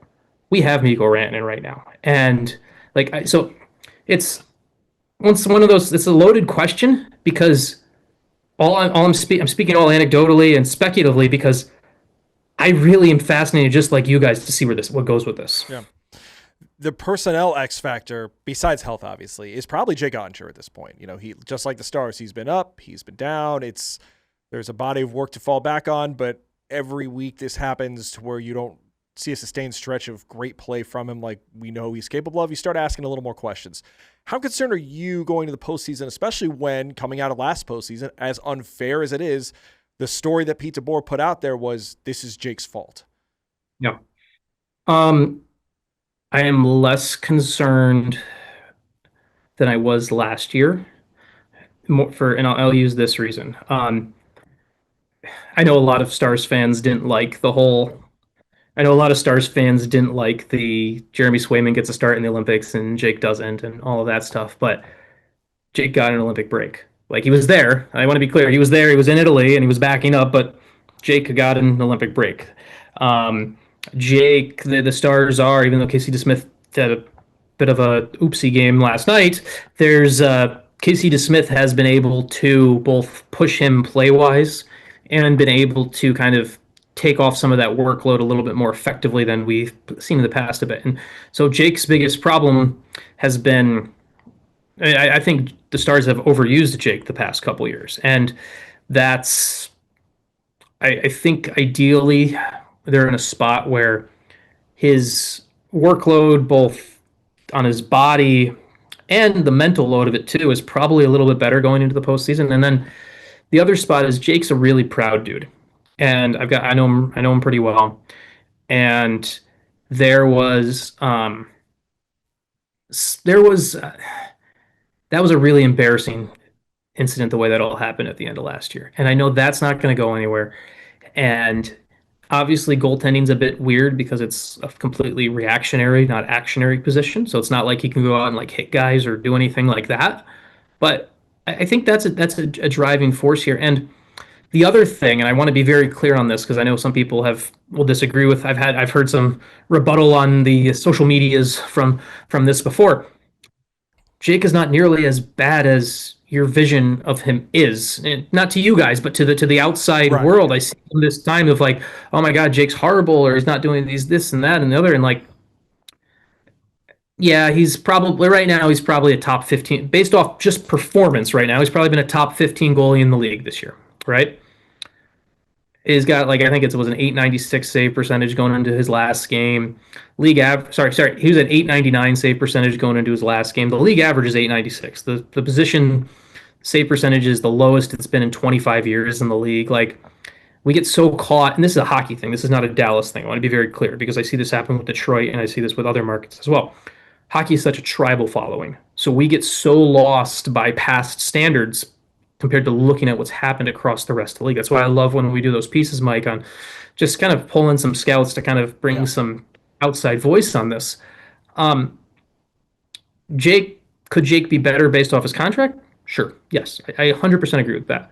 But to go and think that he's the problem or the reason right now that you would be worried about this team not getting it done, I think is a pretty faulty logic and not looking at the grand scheme of things. Like, if you were to go, I said this on a show the other day, like, if you were to go and lay out the Western Conference playoff path right now, is there any goalie, if you were given Colorado, Minnesota, Utah, Vegas, would you trade your goalie for Jake 1-for-1 for the playoffs? And I don't think any Stars fan would. Like, it just, you look across the West, and I think that to me speaks a ton of volumes right now. So thank you for conjuring Michael Bunting to be a Dallas Star. A couple weeks ago, Tyler Myers came over to play some defense and also play for the Mavs, the low post action. Was that enough at the trade deadline for you? What Jim Nill executed in that time frame, or were there some other areas that you thought needed to be addressed? I wouldn't have minded the Blake Coleman move. And I know that's one. Now I want to be. I think it was enough. I do think it was enough, and I do think there's a level with this team where I think this team is so much more well built than people want to accept, and that's just because they've seen the team fall short in the Western Conference Final 3 years in a row, and it's easy to go and find the flaws in our own in the team that you watch the most. So I think this team is better built than people I think realize sometimes. Once again, looking at that small micro versus macro view of it. I personally, I would have liked to see more just because I'm a big believer in. The Rams were the team that had the F them pick shirt, right? When they won the Super Bowl. They're back to it now. They're doing that all over again. Yeah. And the reality is, like, I loved when Jim admitted last year when he traded all the first to get Rantanen. He said, I might have 10 years of picks. I may never draft another player like Mikko Rantanen. And I look at the NHL draft and I look at the crapshoot that it is, and I would have been more aggressive personally, but that's just for me because I think this team has a core that, aside from the Jason Robertson contract, that needs to be figured out and everything like that. Why Johnston's locked up, Miro Heiskanen locked up, Jake Ottinger signed, Mikko Rantanen. You've got your core is built. It's not like you're searching for more core. Everything right now is supplementary supporting pieces either way. So who cares if you don't have a first round pick? Just honestly, like who cares if you don't? For me, who cares if you don't have a first round pick this year and next year and the year after when you probably that you're not going to have space for that player anyway. So I think for Jim Nill's philosophy, I think it's enough. For me, if we were sitting, I would have done a little bit more, but that's just because I believe in being a little more aggressive for it. And I also think the reality is, at the end of the day, this organization has only won one Stanley Cup. They won in '99. And if you look at the history and the timeline of it, I think one of the lessons should be, from a Stars fan perspective, why didn't they win more? Like that's the whole thing. Like we obviously celebrate the '99 team and you celebrate the team that won a championship and everything like that. But you look at those eras of the late '90s, early 2000s between the Avalanche and the Red Wings and the Devils. Those teams all won multiple championships, and the Stars probably should have been one of. They were close in 2000. There was in '98 they were close too. Like the Stars are one of those teams where you look at maybe they should have won it more. And I know that's not the right way to look at like every time we always celebrate the '99 team and put it up on the pedestal, and that's great because they did win. But I just look at the dynastic era of the late '90s, early 2000s hockey, and there's other teams that won multiple ones when the Stars should have been there should have been a second Stanley Cup in that window. And that's how I look at this, where if you want to win multiple Stanley Cups in the Miro Heiskanen and Mikko Rantanen era, whose name, Wyatt Johnston era, whoever's name we want to put on it, invest in this era. I don't really care about picks for 5 years from now. But that's my own personal philosophy on things. Well, okay, so they're better built than people give them credit for. How well are they built compared to Stars teams of this run, of this era? Since you've been covering the team, right? You've been paying attention to this team for 10 years or so. The last 3 teams got to the Western Conference Finals. Do you top to bottom feel better about this roster than other groups? Is it kind of upper middle of the pack? Like where, just for the snapshot view, are you feeling about this talent? Yeah, I look at, this team, so last year they obviously had Mikko Rantanen, and I think one of the clear things is they've never had a player like Mikko before, right? Like, and so he comes in last year and he was part of this team, but they haven't had a player as ingrained. They haven't had a player like him who was built into the fabric of the team as much as he was. And he was obviously tremendous in the playoffs last year, but he was not but there's still a bit of that learning curve, even though he ousted his old team with the Game 7 hat trick and everything like that. There's that goal that if kids still put posters on the walls, there's probably a poster of that. So this team to me feels like it's the deepest. I think this is the deepest, best team across the board for 2 reasons. One, I think the depth sliding in is able to move up and down and play. As much as we don't like how much Sam Steele plays, when Sam Steele is lower in the lineup, he's a pretty damn good fit. As much as Thomas Harley, I know the defensive game there's been some flaws in Thomas's game this year that I'd like to see worked on, but his game and his bravado for the moment has never been better. Miro's game is grown. Esa Lindell's game that's another like sneaky good part of Essa's game. Essa's game has somehow matured a little bit. He's lost some foot speed, but his game has matured a little bit. And so I look at the kind of the group and the way the team plays, and top to bottom, it's like, yeah, like I would put this right. I would put this team of the current era. If we go back to 2015-16 when they won the Western Conference in the regular season and then lost in the second round to St. Louis, like this to me has been, and it's not, I'm not trying to be a prisoner of the moment. I just, when you stop and take a step back, some of the flaws you could find with other teams, I struggle to find. And I also wonder, guys, like because comparison is the thief of joy. The Colorado Avalanche hadn't burned the world on fire for 3 months. Does this team have any problems to Stars fans? And that's one of my other thoughts on this. If you take a step back and say the Colorado Avalanche were just having a 90-point season right now instead of being at 90 points, does this Stars team have any problems? And it's a great thought exercise that I ask people to think about. Yeah.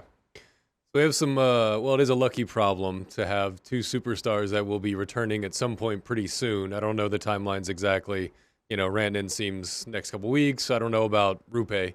But working in the NBA for a long time, like I did, whenever this happened at the end of a season, I would always be a little bit weary when those guys would come back because there is a chemistry and a vibe that is settled in this boat since you've been gone. And then you throw these guys in there that are getting heavy minutes, and there's no guarantee that it just clicks right back in, right? That family click just goes right back in there. So is there any worry about things that have been so good? You're getting points out of places that you didn't expect to. Lines are emerging that you just didn't think were going to be big contributors. Whenever Rupe and Miko get back in this thing, do you think there's any rocking of the boat?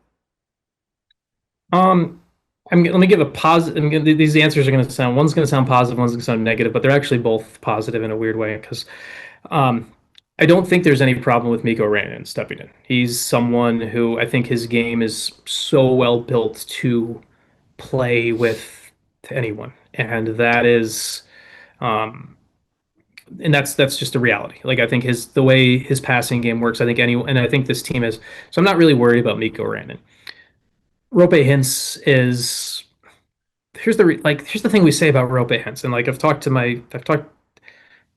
Hintz was able to be at peak Rope Hintz every single night, he'd be a 120-point player. He would be must-watch television every night, and he would be that guy that you worried about every single game. But between his health and the seemingly, I don't want to say effort because I know people don't like when you say players don't give effort. So I don't think that, but Rope is someone who some nights is there and you can see it on his first shift and he's zooming around all over the place. And then there's others nights he's invisible. And he is very and sometimes in the postseason with him, it's been flipping a coin. And I don't ever want to say a guy being invisible is a good thing. And I'm not saying that. But I do want to say if there was anything ever to prep a team for stepping up in the moment when, hey, this isn't Rope's night, him being out for a little bit is probably a good lesson of how you step up yourself. So that's me with the optimistic view. The pessimistic view, which I think is fair to bring up too, is Hintz comes back. You don't really find a fit. Things don't work with him and Jason Robertson again for whatever reason. And then all of a sudden you're trying to force things back and you're trying to force puzzle pieces together that maybe don't work together anymore. I'm leaning a little bit more on the optimistic view, but I do think, and like to your point, like obviously my NBA coverage, my NBA experience is very, very limited, but I think there's a difference from an NBA perspective where your rotation is 8, 9 guys in the playoffs. And so when you have someone come in and someone comes back and everything like that in that sport, in that setting, it's such a large chunk that is being redefined. At the end of the day, hockey is a sport where there will be more game time without Miko Rantanen on the ice than with him on the ice. And I think that's something that we have to remember sometimes just with the depth and the way the game is played. And once again, I don't know the NBA well enough to make the case, but I just look at it from 8, 9 rotation guys where all of a sudden there's a big chunk that's being taken away. Miko and Rope are going to come back, and some guys are going to lose minutes, but it's not like all of a sudden we're taking 30 minutes away from a guy. Yeah, that's usually the issue is guys that learn how to contribute in 20 minutes and like 30 possessions get ratcheted down to about 7, 8, and they have no idea how to like insert themselves in an effective way. And that's the NBA problem that always happens. Yeah. And to that point, like it's a fascinating NHL thing, not in as large of a scale, but like I wonder, and this is one of the reasons I liked the Myers deal and I like where they went. Like, I love Liam Bischel's game.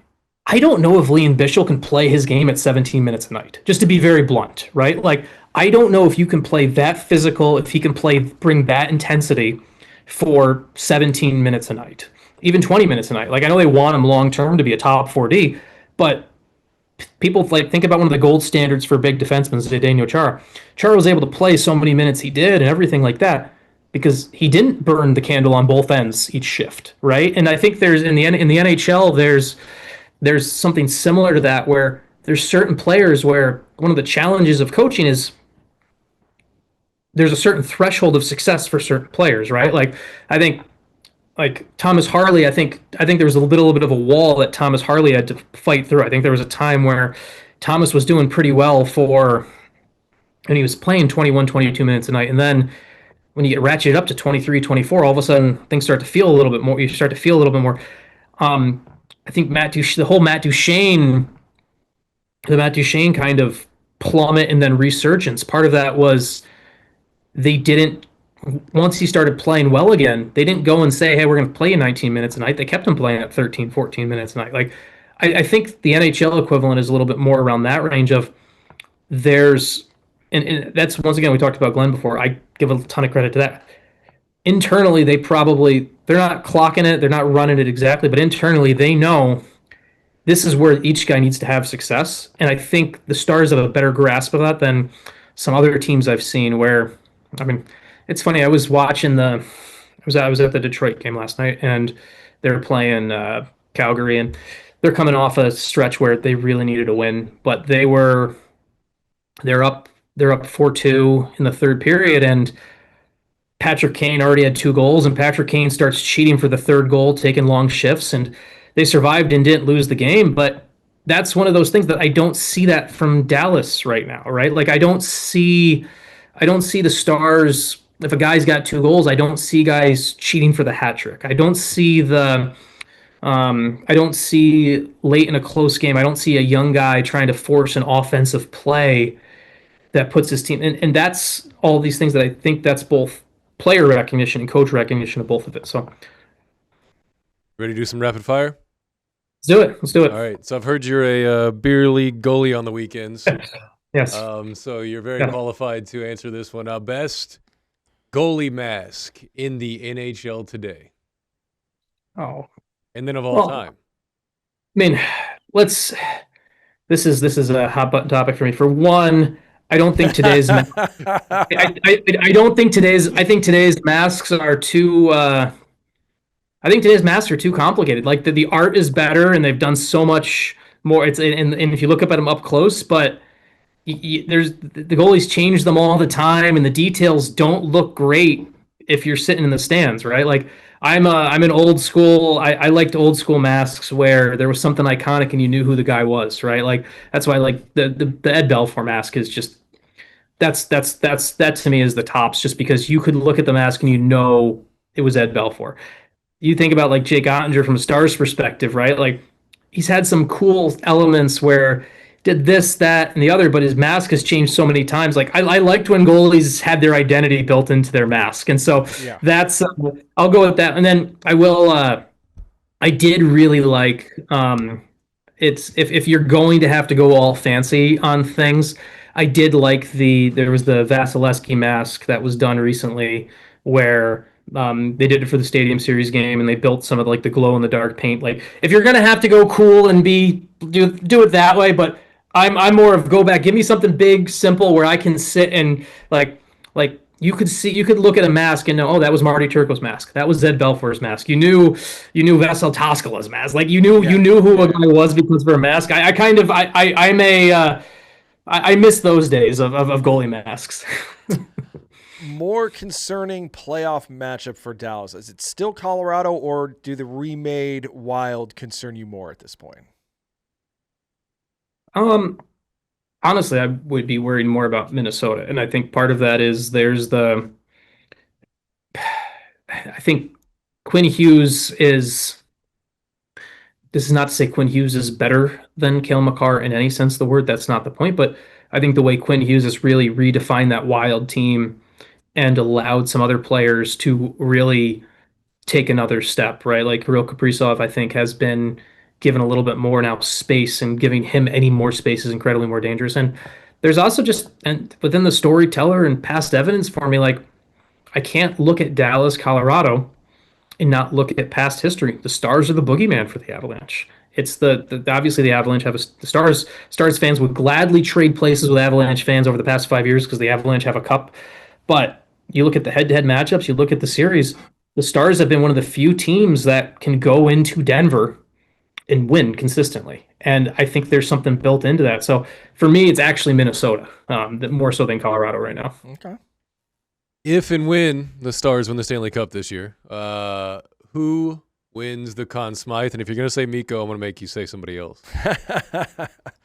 Yeah, I'll go with. I think it would probably be Jake Ottinger. Like I think that would be I would go Jake Ottinger followed closely by Miro Heiskanen if we're going to go off, not Mikko Rantanen an option. And I think that's the reality is whether it's the fully deserved reason or not. But I think just if this Stars team is going to get over the hump and win those games, there's going to be a moment for Jake. There's going to be a little bit of that pushing back against what happened the past couple years and some of the narrative for him that happened in the Western Conference Finals before. So I'll go with Ottinger if this is to happen. So this is a subject you and I have been talking about off and on for years, even dating back to when we were at the Athletic together.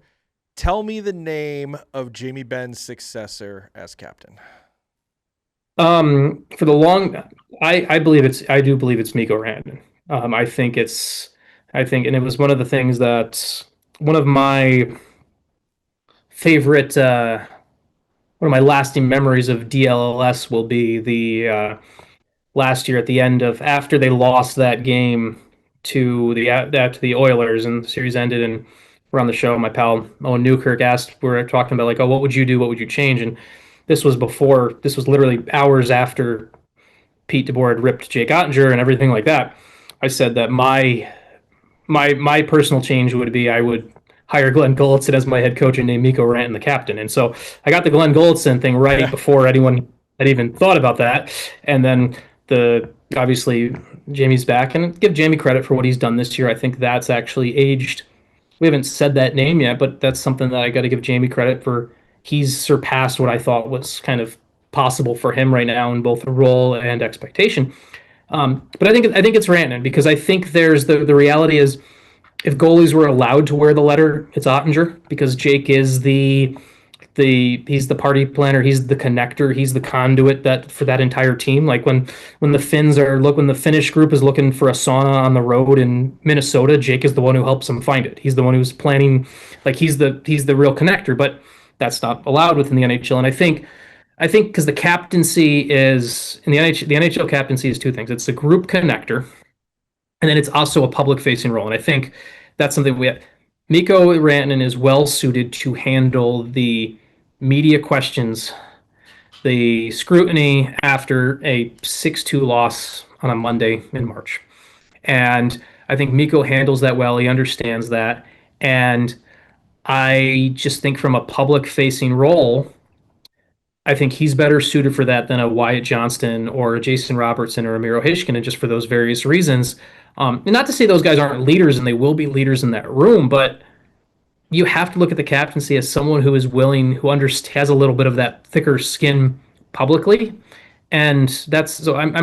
For me, it's Mikko for that reason, and it feels and obviously he's been out and all that stuff right now, but I think in the long term, I think that's probably the best position that puts you to succeed for a lot of things. All right, rank the goalies: Belfour, Turco, Bishop, Oettinger. If you want to throw in Kari Lehtinen, we can let you do that. I don't know if you feel strong about Kari or not, but real quick, are we going peak or are we going overall body work? Because I think there's two. You're going into a series. Who do you want? I'm gonna go with that. Okay. Look, there was I think it's peak Eddie Belfour. For you look at the cup run and you go look at the head-to-heads against Hasek, the head-to-head against Patrick Waugh before that, had to play Grant Fuhr in an earlier series, literally beat 3 Hall of Famers head-to-head. Like, it's hard to, and so I go Belfour's one. I think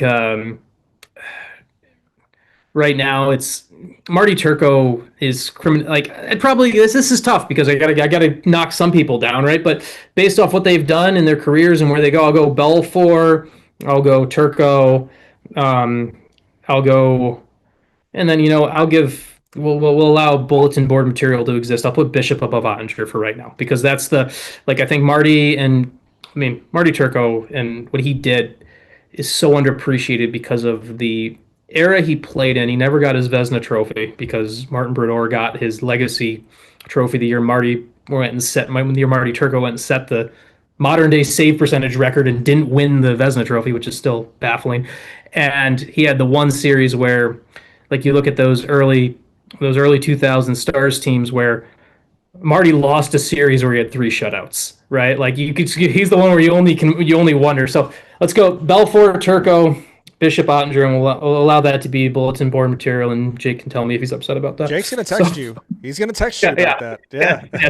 Last one, the big one. How far do the 25-26 Dallas Stars go in this year's playoffs?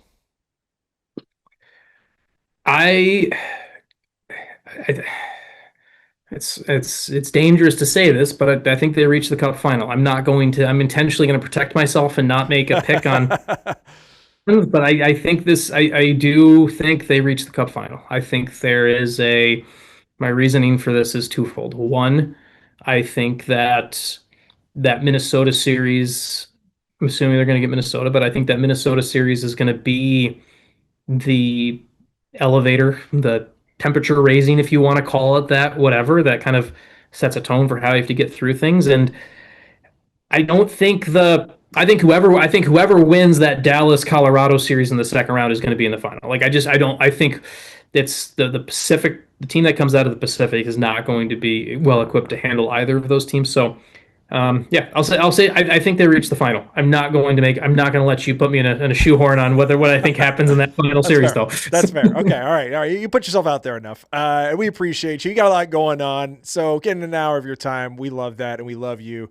Sean Shapiro, tell them where to find you on the internet. Tell them what you're doing.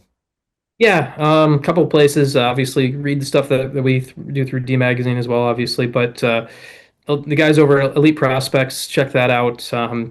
Really cool venture there that I've been working with now for 2.5 years, where they give me a lot of opportunities to go tell some pretty cool stories all across the hockey world, not just at the NHL level. I'll be at Frozen 4 next month and Memorial Cup in May. So really cool. Go give Elite Prospects. And then I have my own site over through that I run through Substack, shapshotshockey.com. And it's I basically call it my sandbox of ideas, where I just get to play around and write with what I want. And if it doesn't work, we can smash the castle and build another one the next day. So go. So those are the places to check out and support the work there. Awesome. Thank you, dude. We appreciate you. Thanks, man. Thanks, guys. Be right back.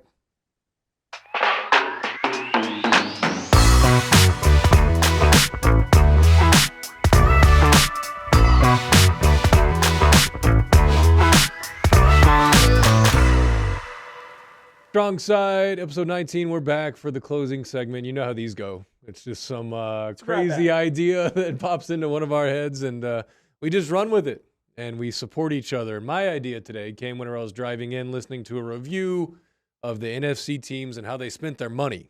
And the Cardinals came up, and Cardinals signed an offensive lineman for like way too much money. That's 31 years old, and they're about to like just completely crash out. And I was like, damn, that's a real Sacramento Kings move.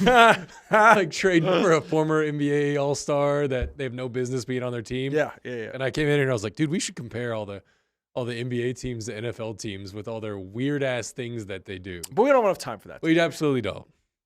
We wanted to do the local teams to start out with and just practice, just sharpen this knife a little bit. Yeah, we're calling this Freaky Friday. Yeah, Freaky Friday here. And let me try 2 out on you, okay? Go for it. So the Dallas Cowboys, you might have heard of them. They haven't won a championship in over 30 years, and they don't really make it that far in the playoffs, but they get all the attention.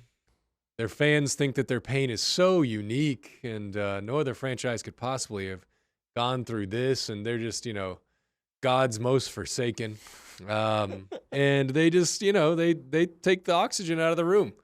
And an owner that I don't fully respect. So I'm going to say the Cowboys are the New York Knicks of football. Yeah, that's right. That was easy, right? That's an easy one. Yeah, because the fans, even down to the dollar figure, fans also, it's a fan base that very much has main character energy, and it's not unwarranted main character energy. If you're a fan of the Dallas Cowboys, you've been the main character even when you're winning, even when you're not winning, because that's the priority here. And for whatever we will criticize about this team, we don't criticize how good they are making money and staying in the headlines. They're amazing at that, right? So yeah, you're in the room, and if you're not a Cowboy fan, you're like, God, these guys again. And with the Knicks, like anytime the Knicks are remotely threatening, everybody wants to get so romantic about it and the Garden and all this. I'm like, do we need to talk about the damn Knicks? Right. Do we need to do that?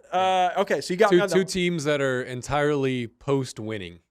Entirely It post-winning. doesn't matter if they win or not. Like the money's you can also, even for the modern parallels, I feel like there's a good one with a Dak Prescott and a Jalen Brunson of like good dudes, very good at the initiator position. Would I call Jalen Brunson the single highest echelon of offensive initiator? Probably a little below that. Dak, same boat. The dudes in their city, right? I mean, look, this thing was going to be bleeding out fast if Dak doesn't make the leap that he makes, and the Knicks are saved because Jalen Brunson is there. So, I'm you got me there. Okay. All right, that one fits tight. Now the Mavs of the NFL, a little bit more difficult. Okay. And I was stumbling around it, and I was like, do the Bucks make sense? Like, they're always really good. They had a nice stretch of like 10-win seasons, always getting in there, and then they won one with Gruden. And Sean King, that was Brad Johnson, right? Sean King never won one.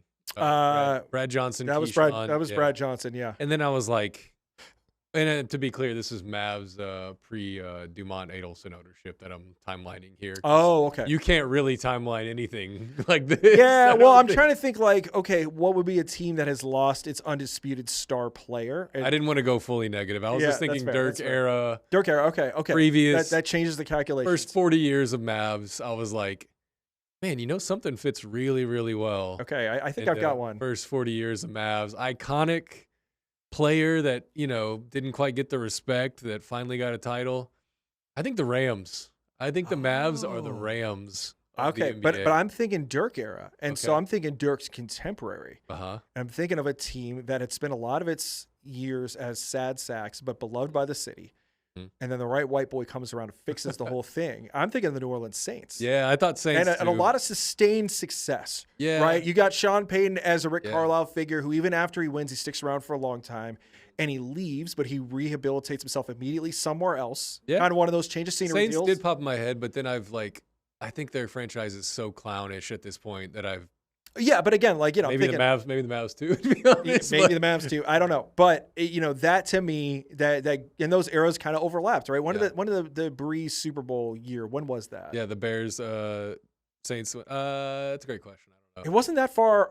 It's not that many years removed from the Dirk time. No. So that to me, if you're thinking pure Dirk era, but if you're using a more modern parallel and using the Rams, I can see that a little bit with Stafford. I saw Stafford as Dirk. I was like, they got their one Dallas title. Guy. It was like, you're either going to get this one. But then, Stafford is kind of reimagining what he can do at the end of his career at this moment. So also an import. That's the thing, right? And I guess Drew Brees is an import, but it didn't quite feel like that because it was after his rookie deal because they, the Chargers picked Phillip Rivers over him. Yeah. Which is always one of those. That's a fascinating what if to me. What if they just picked Brees? Right. Exactly. I don't know. Would it be different? I thought about the Saints. That was the first one that popped in my mind. I was like, the Saints finally getting over it. The following they have, beloved team. But then, I don't know. I feel yucky about the last 10 years of Saints football. Since then, but the last years of Mavs basketball are speed running towards that. They are trying to crank up numbers. They're trying to lap them. They're doing their best. But I thought that was fun. Okay. I thought the Rams fit for me just because I was like, man, they've been really good for a long time. And there was that moment there where you were like, well, the McVay thing has run its course. We're kind of done here, right? Right. Yeah. And then they're back, and so I don't know. It's just fun. We'll do Stars and Rangers next time on our Freaky Friday swap and figure out who you're going to have to help me with who the Rangers of the NHL are, because I literally watch one team. Yeah, I'll noodle. I will come up years, with it. Yeah. I mean, really, the Cowboys. If we did different cross sport parallel, the Cowboys Toronto Maple Leafs thing is so perfect. Ooh, nice, so perfect. But I will come up with the other two teams here. We'll make this excited to hear it. Thank you guys for rolling with us. Thank you for our crew here at Haymaker, Matt and JD, for making this thing look pretty. You know what to do. Watch and subscribe, like it, all that good stuff. We'll be back here next week. Appreciate y'all.